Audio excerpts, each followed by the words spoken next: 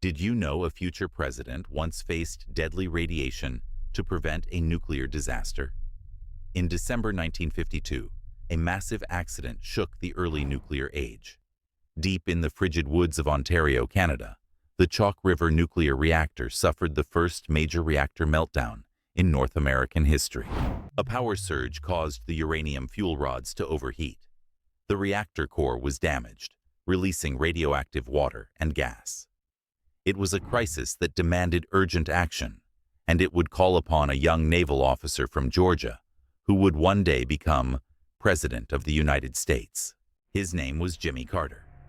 Just 28 years old, Carter was a lieutenant in the U.S. Navy's nuclear submarine program, personally trained under Admiral Hyman Rickover, the father of the nuclear navy.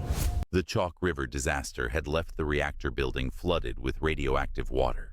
To prevent an even larger catastrophe, teams needed to dismantle the damaged core by hand. Carter was chosen to lead an elite team of 23 men to help clean up the reactor. Each man prepared for the mission by constructing an exact replica of the core on a tennis court. They rehearsed, memorized every step, because every second counted. Once inside the reactor building, exposure to radiation was deadly. Each man had just 90 seconds to run in, unbolt a piece of the reactor, and retreat. Then the next man would rush in. Carter himself climbed into the radioactive chamber, working in darkness and cold. In those tense moments, he could feel radioactive particles seeping through his suit. When the operation was over, the team had successfully dismantled the reactor core, preventing a much larger disaster. But the exposure left a lasting mark. Carter would later recall that for months, his urine was radioactive. Years later, Jimmy Carter would become the 39th President of the United States.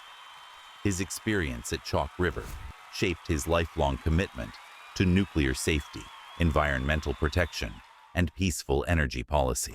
From a freezing Canadian reactor to the Oval Office, Jimmy Carter carried the lessons of Chalk River with him.